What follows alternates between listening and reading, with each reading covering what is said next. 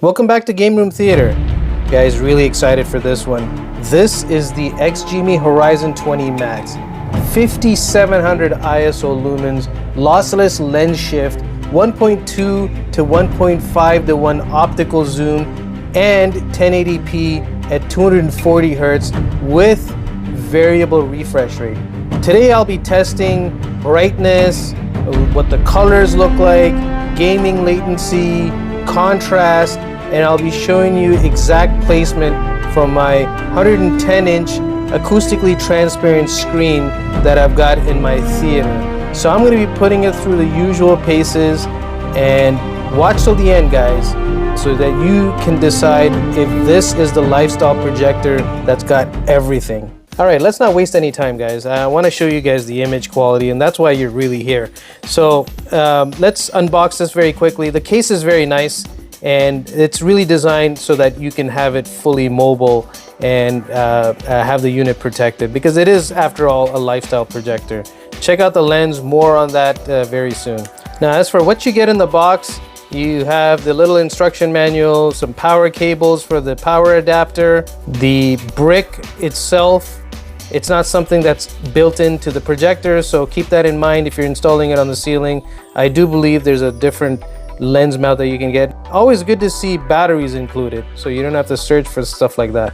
The remote is very simplistic, does the job, and by the way, good bonus is, as you're watching things in the dark, it is backlit. Once again, guys, let's see what's new here versus typical projectors. Again, 5700 ISO lumens. Absolutely the brightest projector I've ever had in my home, period. 20,000 to 1 viewing contrast and a delta E of less than 0.8 across BT 2020, DCI-P3, Rec 709, and surprisingly, even Adobe RGB.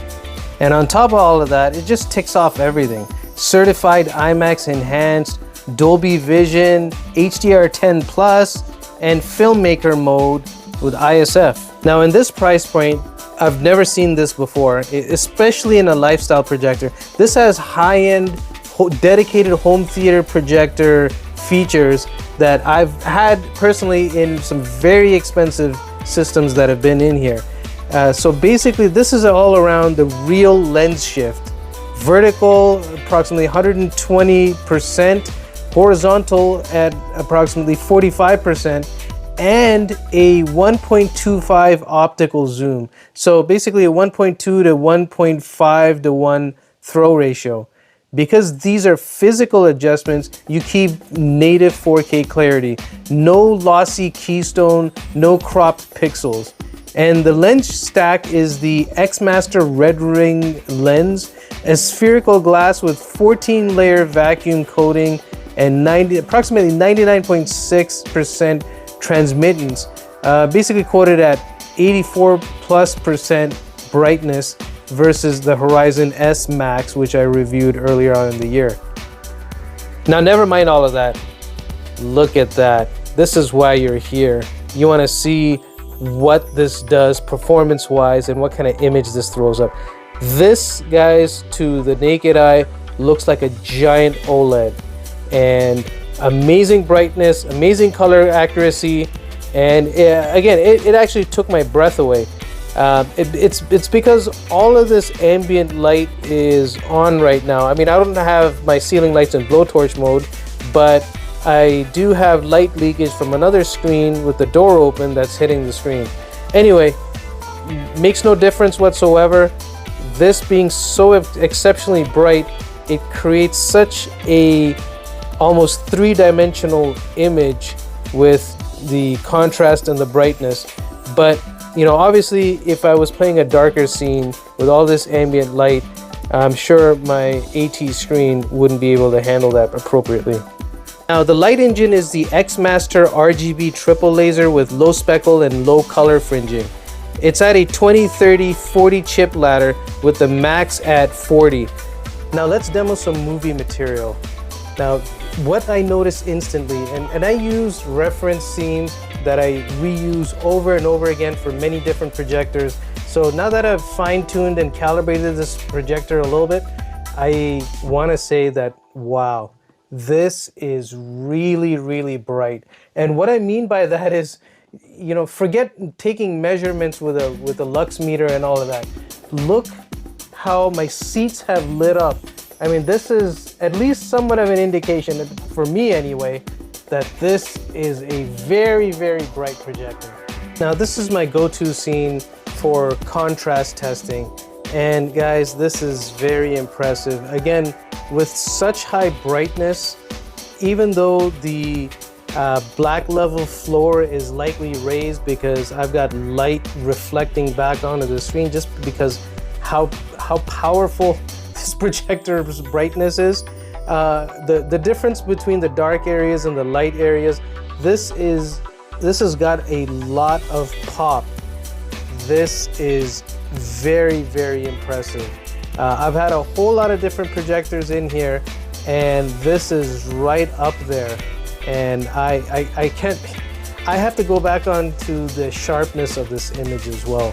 Again, guys, a lot of times people make these silly comments that you know, a DLP chip is not native, it's pixel shifting and all of this. I have gone inches from the screen and compared directly with my native 4K projectors that I've had in this room, and I kid you not, I have to be inches away, and even then I'm struggling to see a resolution difference. So don't buy into this argument that it has to be native 4K to look as sharp. From a regular seating distance, 6 feet, 8 feet, 10 feet away from a giant screen,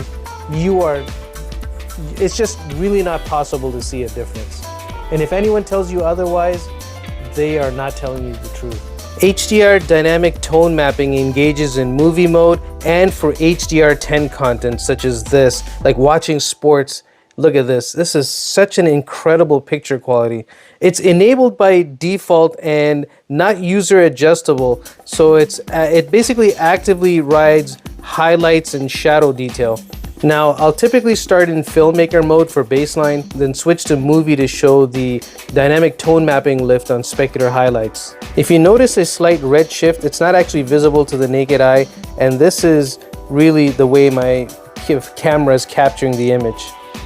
Now, as for gaming, this is stuff that's just really, really incredible for me because I've never seen it in any, like at least 40 or 50 projectors that I've reviewed. I've got game mode on and VRR, variable refresh rate. I can't believe this, but that's actually here. And the latency wise, numbers are 1 millisecond at 1080p by 240 and approximately 2.2 milliseconds at 1080p at 120. And then lastly, at 3 milliseconds at 4K 60 with also ALLM, so that's supported, which is basically auto low latency mode. Now, one thing you'll notice that's missing is 4K 120 support. Not yet available on this projector. I mean, it is HDMI 2.1. It can accept that, but it can't display 4K 120. And personally, I haven't had a projector in my theater that can. But again, look at the brightness of the screen. I am sitting about 9 feet away from a 110-inch acoustically transparent screen, and this is literally the brightest projector I've ever had in my house, period, for gaming or whatever else. Now, there's a few other interesting features, such as a black equalizer, which you can turn on and off in those dimly lit games. And then there's also, for your first-person shooter games, a virtual crosshair that you can enable. Now, as for input, output, and smart features, this is, once again, a smart projector. It's got a very snappy, as you can see, processor, which is the MT9679 system on a chip, 4 gigs of RAM, and it's got 128 gigabytes of storage.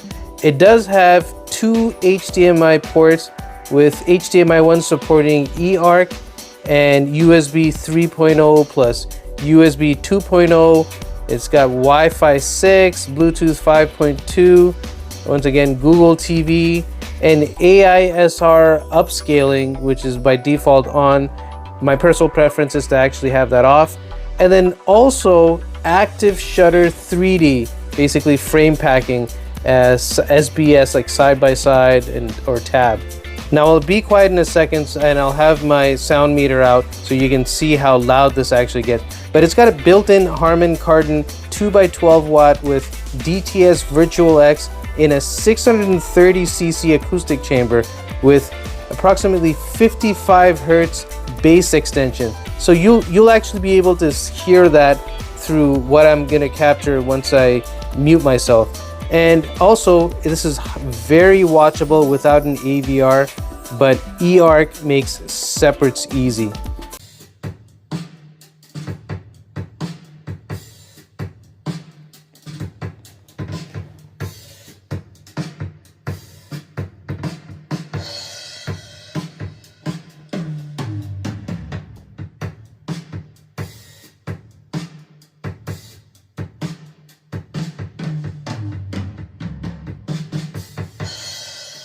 By the way, I have 6 pot lights in this room and they're currently at full brightness. And I don't have a ambient light rejecting screen. Once again, this is an AT screen and doesn't really do well with lights on. But because of the crazy brightness, can you even tell that this is a projected image? I mean, it is really, really shocking for me. You know, I've never had a projector in my room like this. And again, this is a lifestyle, in my opinion, this is a lifestyle projector that's masquerading with all of the features of a long throw, dedicated home theater projector. Now let's go through some of the menu items as things are playing in the back. So as you can see, the few HDMI inputs you can easily switch over here. And under input settings, there's some additional changes that you can make, you know, in terms of CEC control or allow the TV to turn off your connected devices. So anyway, I have those enabled for now, but it's really not necessary. But yeah, wow, look at this, HDR10. So let's go back into settings again, and let me go through some of the display settings that you can also change. So ambient adaptive light output. What does that mean? This is if you've moved this somewhere else that's bright and you want to automatically adjust the brightness, it'll definitely do that. So right now I just have it for the demo purposes here. I mean, I have it at projector light output at maximum. So luminance boost, if you want an additional kick in brightness, you can definitely flip this on. It's noticeable, but I would suggest if you have a semi-dark environment, you might as well leave this off because it comes at the consequence of the fan turning up a notch higher. In terms of picture mode, so right now this is playing in HDR10 and you have HDR movie, which produces a more natural color, which might actually be my preference as I go through this. So vivid, very sharp, and slightly oversaturated, fine for certain aspects. And then this is IMAX enhanced HDR. And again, very much like movie mode, and I think I may prefer movie mode still over this. And game HDR if you're in game mode, sports HDR if you're watching sports, and then high power. Again, this is completely inaccurate, not great for movie watching, but let's just say you're watching outside and you need it to be in HDR in high power mode. But I don't know if you can hear that in the background. This thing has kicked up its fans into high mode, and it's definitely noticeable. So, you know, you have a very bright environment, you need to temporarily have it in high power mode, no problem. It just comes at the expense of color accuracy. So getting back, I want to switch back to the mode that I really think was the best for HDR movies, is the HDR movie mode here. Brightness, you can adjust contrast, saturation. Sharpness, I always like keeping fairly low. You also have filmmaker mode, and you can turn the auto switch on and off. And under advanced settings, you get a lot of control. So 11-point white balance, correction, so under gain, you can adjust that, red, green, and blue. 2-point white balance correction. Again, you can adjust the gain, you can adjust the offset as well. So, you know, I really like the fact that these projectors, I mean, they're lifestyle projectors, yet they have this level of control. Tells me that they are looking to cross over this lifestyle projector into a dedicated home theater environment for those that may want this, as you can see in my particular space. But you know, this can live perfectly fine in a living room and be off on the side. Once again, you know, because of all of the lens adjustments. Contrast ratio is always important. I would suggest leaving dynamic black level enhancement turned on. As for gamma, again, I am in a darkened theater, so I prefer to have it dark versus bright. I mean, you may prefer bright if you are dealing with ambient light, but in my particular space, I want to maximize contrast ratio, or at least a perceived contrast ratio, and hence gamma as dark definitely helps. Because I'm in HDR 10 right now, color space is locked, so I therefore cannot change it. Color tuner, I mean, lots and lots of adjustments, as you can see. Let me just go through this very, very quickly. Brightness as well. Look at this. Everything can really be adjusted and fine-tuned. MEMC, I just kind of leave it in middle. HDR, always want to leave on. Dolby Vision, I mean, this is a basic notification. If you care for that level of information, Dolby Vision has a lot of metadata as well, so I prefer to have it on. And then, you know, if it's IMAX enabled, it's auto detected, and of course game mode for low latency. There's PC mode as well, and projector super frame, which I prefer to leave off. DNR, digital noise reduction, I always prefer to leave that off. Same thing with MPEG noise reduction. And then AI picture quality. This is something you want to experiment with yourself. If you see or perceive a difference, it really is going to be on preference. With high-end images that I've got, and high-end image sources, I should say, I prefer to leave that off. And DI film mode, I always leave this in auto. Max Vivid is disabled in HDR video, as you can see. And adapted Luma contrast, I actually prefer to leave this in medium because I feel that strong really introduces some additional dimming that I feel crushes some blacks. So medium works really well. Same thing with local contrast control, prefer that to have that there. You also have AISR. I prefer to leave this in middle, and then decontour. You know, this is that stepped look that sometimes you see in an image. I haven't seen it in a lot of the images that I've been testing, so I prefer to leave that off. And interestingly enough, 3D is, this projector is 3D capable. I just don't have any 3D material and glasses to take advantage of this just yet, but it's there, and being very high lumen, this is a great projector for 3D, I would have to assume, with that level of brightness, right? Normally when you put 3D glasses on, it does dim. So versatility is the name of the game with the Horizon 20 Max. Very much reminiscent, as I've said before, like high-end dedicated home theater projectors that will have horizontal and vertical lens shift. And this quote-unquote lifestyle projectors got it, and I'm still very much surprised to see that. So let's just do some quick math. Once again, I have a 110-inch 16:9 screen. The width is 95.9 inches and the height 53.9. And the throw ratio on this projector is 1.2 to 1.5 to 1. Basically, that's distance equals throw times width. So therefore, the minimum approximate distance that I can have this is 9.6 feet or a maximum of 12 feet.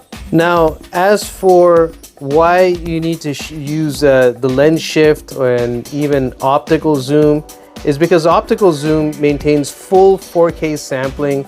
Digital zoom and keystone crops the pixels, so therefore you have a resolution hit or loss, and it creates a dim ghost frame around the image as well. As for the pros, this is definitely a keeper in my theater. And some of the minor cons, I really wish that this could double as a long throw projector, meaning I can put it 16 feet away or so from my 110-inch screen and be behind the rear seats and not have to use digital zoom. And then also, I hope at some point projectors start supporting 4K 120 for gaming. But VRR was a very pleasant surprise.